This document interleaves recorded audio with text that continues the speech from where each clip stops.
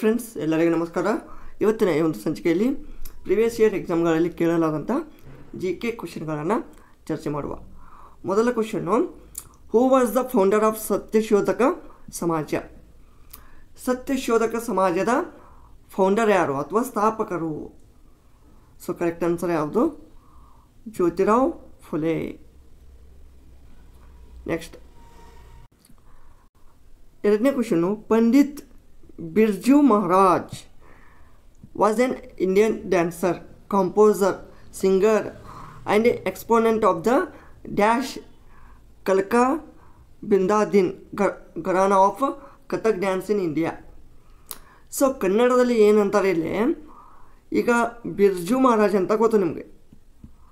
ಬಿರ್ಜು ಮಹಾರಾಜ್ ಇವರು ಭಾರತದ ಒಬ್ಬ ನೃತ್ಯ ಮತ್ತು ಸಿಂಗರ್, ಹಾಡುಗಾರ, ಕಂಪೋಸರು ಮತ್ತು exponent of the ಕಲ್ಕಾ ಬಿಂದಾದಿನ್. ಯಾವುದ್ರದ್ದು?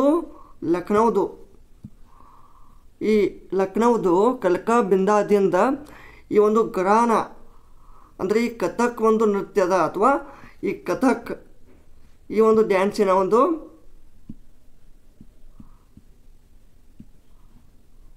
ಮೂಲಕರ್ತರಾಗಿದ್ದರು. Okay, so ಇಲ್ಲಿ ಕರೆಕ್ಟ್ ಆನ್ಸರ್ ಏನಾಗುತ್ತೆ? Lucknow, Birju Maharaj. Which institution was established in 2015 in the place of Planning Commission of India? ಮೊದಲಿಗೆ ಪ್ಲ್ಯಾನಿಂಗ್ ಕಮಿಷನ್ ಆಫ್ ಇಂಡಿಯಾ ಅಂತ ಇತ್ತು. ಅಂದರೆ ಈ ಒಂದು ಪಂಚವಾರ್ಷಿಕ ಯೋಜನೆಗಳು ಏನಾಗ್ತಿದ್ಲ, ಪಂಚವಾರ್ಷಿಕ ಯೋಜನೆ. ಸೊ ಈ ಪಂಚವಾರ್ಷಿಕ ಯೋಜನೆಗಳನ್ನು ಯಾವುದು ಇದು ಮಾಡ್ತಿತ್ತು? ಈ ಪ್ಲ್ಯಾನಿಂಗ್ ಕಮಿಷನ್. ಹೌದಾ? ಸೊ ಈ ಒಂದು ಪ್ಲ್ಯಾನಿಂಗ್ ಕಮಿಷನನ್ನು ತೆಗೆದುಬಿಟ್ಟು 2015 ಈ ನೀತಿ ಆಯೋಗನ ತಂದುಬಿಟ್ರು. ನೀತಿ ಆಯೋಗ. ಸೊ ಇದು 2015 ಏನಪ್ಪ ತೆಗೆಯಲಾಗಿದೆ. ಈ ಪಂಚವಾರ್ಷಿಕ ಯೋಜನೆಗಳು 1951ರಿಂದ 2017 ಮಟ್ಟ ಅಷ್ಟೇ ಇದಾವ, ನೆನಪಿರಲಿ. Okay, next question. Next question, according to women's reservation bill 2023, how many seats in the Lok Sabha and state legislative assemblies are reserved for women? ಮಹಿಳೆಯರಿಗಾಗಿ ಈ ಒಂದು ವುಮೆನ್ಸ್ ರಿಸರ್ವೇಷನ್ ಬಿಲ್ ಅಂದರೆ ಈ ಒಂದು ಮಹಿಳಾ ರಿಸರ್ವೇಷನ್ ಏನೋ ಒಂದು ಕಾಯ್ದೆ ಇದೆಯಲ್ಲ 2023ದು. ಸೊ ಇದರ ಪ್ರಕಾರ ಲೋಕಸಭೆಯಲ್ಲಿ ಮತ್ತು ವಿಧಾನಸಭೆಯಲ್ಲಿ ಮಹಿಳೆಯರಿಗೆ ಎಷ್ಟು ಮೀಸಲಾತಿಯನ್ನು ಕೊಡಲಾಗಿದೆ? 1/3 as per 2023 bill. Which Indian musician is the first singer to get the highest civilian honor, the Bharat Ratna? ಅಂದರೆ ಮೊಟ್ಟ ಮೊದಲ ಭಾರತೀಯ ಸಿಂಗರ್, ಈ ಒಂದು ಭಾರತದ ಉನ್ನತ ಪ್ರಶಸ್ತಿಯನ್ನು ಪಡೆದಂಥ ಸಿಂಗರ್ ಯಾರು? MS Subbulakshmi. Next question, complete the statement given below with respect to judge removal.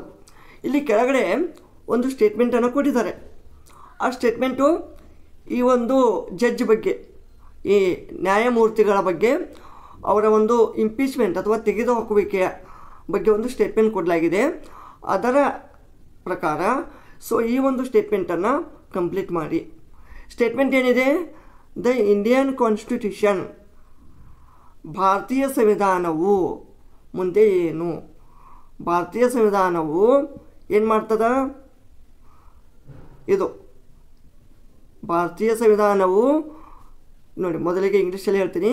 The Indian constitution prescribes a very difficult procedure for removal of judges. ಭಾರತೀಯ ಸಂವಿಧಾನವು ಈ ಒಂದು ನ್ಯಾಯಮೂರ್ತಿಗಳನ್ನು ಅಥವಾ ಜಡ್ಜಿಗಳನ್ನು ತೆಗೆದು ಹಾಕಲಿಕ್ಕೆ ಒಂದು ಅತಿ ಕಠಿಣ ಪ್ರೊಸೀಜರ್ ಅಥವಾ ಒಂದು ವಿಧಾನವನ್ನು ಅಳವಡಿಸಿಕೊಂಡಿದೆ. ಅರ್ಥ ಆಯ್ತಾ? ಅಂದರೆ ಅವರಿಗೆ ಸಿಂಪಲ್ಲಾಗಿ ತೆಗೆದು ಹಾಕಲಿಕ್ಕೆ ಬರೋದಿಲ್ಲ. ಇದು correct. Dash is the most commonly used major of money supply. ಇಲ್ಲಿ M1 M2 M3 M4 ಅಂತ ಇದಾವೆ. ಓಕೆ, ಸೊ ಇದರಲ್ಲಿ ಯಾವುದನ್ನು ಅತಿ ಹೆಚ್ಚಾಗಿ ಈ ಒಂದು ಹಣದ ಒಂದು ವರ್ಗಾವಣೆ ಅಥವಾ ಈ ಮನಿ ಸಪ್ಲೈಯನ್ನು ಮೇಜರ್ ಮಾಡಲಿಕ್ಕೆ ಅಂದರೆ ಅಳಿಲಿಕ್ಕೆ ಯಾವುದನ್ನು ಯೂಸ್ ಮಾಡ್ತೀವಿ? M3 correct. ನೆಕ್ಸ್ಟು ಇಲ್ಲಿ ನೋಡಿ, Barash is similar to the Hindu festival Diwali which is celebrated by which of the following tribes. ಈ ಒಂದು ನಮ್ಮ ಭಾರತ ದೇಶದಲ್ಲಿ ನಿಮಗೆ ಗೊತ್ತು, ಈ ದಿವಾಲಿ ಅಂತ ಇದೇನೋ ದೀಪಾವಳಿ ಆಚರಿಸ್ತೀವಿ. ಸೊ ಈ ಒಂದು ಹಿಂದೂ ಧರ್ಮದವರು ಈ ದೀಪಾವಳಿಯನ್ನು ಆಚರಿಸ್ತಾರೆ. ಅದರಂತೆ ಸೇಮ್ ಬರಾಶ್ ಅಂತ ನಾವು ಈ ಥರ ಒಂದು ನಮ್ಮ ಭಾರತದ ಕೆಲವೊಂದು ಭಾಗದಲ್ಲಿ ಆಚರಿಸ್ತೀವಿ. ಸೊ ಬಟ್ ಅವು ಯಾವ ಒಂದು ಜನಾಂಗದವರು ಅಥವಾ ಬುಡಕಟ್ಟು ಜನಾಂಗದವರು ಆಚರಿಸ್ತಾರೆ? ವರ್ಲಿ ಮತ್ತು Konkan.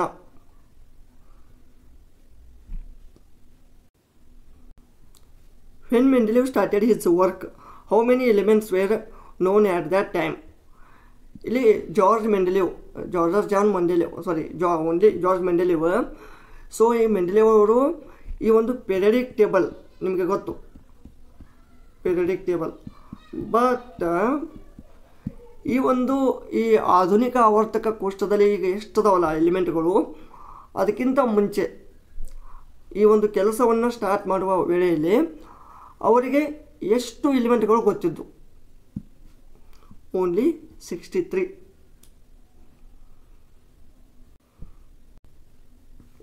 Next, open network for digital commerce is an initiative by. ಇದೊಂದು ONDC ಅಂತ ಒಂದು ಇನಿಷಿಯೇಟಿವ್ ಇದೆ. ಬಟ್ ಅದು ಯಾರಿಂದ? From the department of promotion of industry and internal trade. What is the name of the earliest form of writing known in the Indian subcontinent? ಅಂದರೆ ಈಗ ನಮ್ಮ ಒಂದು ಭಾರತ ದೇಶದಲ್ಲಿ ಹಲವಾರು ಒಂದು ಬರವಣಿಗೆಗಳು ಬಂದಿದ್ದಾವೆ. ಬಟ್ ಎಲ್ಲಕ್ಕಿಂತ ಮುಂಚೆ ಯಾವುದೋ ಒಂದು ಬರವಣಿಗೆ ಹೆಚ್ಚಿಗೆ ಬೆಳಕಿಗೆ ಬಂದಿತ್ತು? ಇಂಡಸ್ ಸ್ಕ್ರಿಪ್ಟ್ ಅಂದರೆ ಈ ಒಂದು ಸಿಂಧೂ ನಾಗರಿಕತೆಯಲ್ಲಿ ಏನು ಹುಟ್ಟಿದಲ್ಲ, ಸೊ ಅದು ಸಿಂಧೂ ಬರವಣಿಗೆ. Rangaswamy cup is associated with which sports? Rangaswamy cup ಇದು ಹಾಕಿಗೆ ಸಂಬಂಧಪಟ್ಟಂಥ ಕಪ್ ಆಗಿದೆ. ಓಕೆ, ಸೊ ಇವಿಷ್ಟು ಕೆಲವೊಂದಿಷ್ಟು ಇಂಪಾರ್ಟೆಂಟ್ GK ಕ್ವಶನ್ಗಳಾಗಿದ್ದು. ಮುಂದಿನ ಒಂದು ಸೆಷನಲ್ಲಿ ಇನ್ನಷ್ಟು ಕ್ವಶನ್ಗಳನ್ನು ಚರ್ಚೆ ಮಾಡುವ.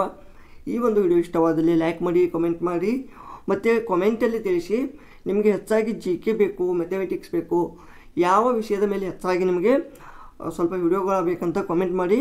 ಅದರಿಂದ ನಮಗೆ ಒಂದು ಐಡಿಯಾ ಸಿಗುತ್ತೆ. ಸೊ ಅದನ್ನು ಯಾವ್ದು ಮಾಡಬೇಕಂತ. ಧನ್ಯವಾದಗಳು.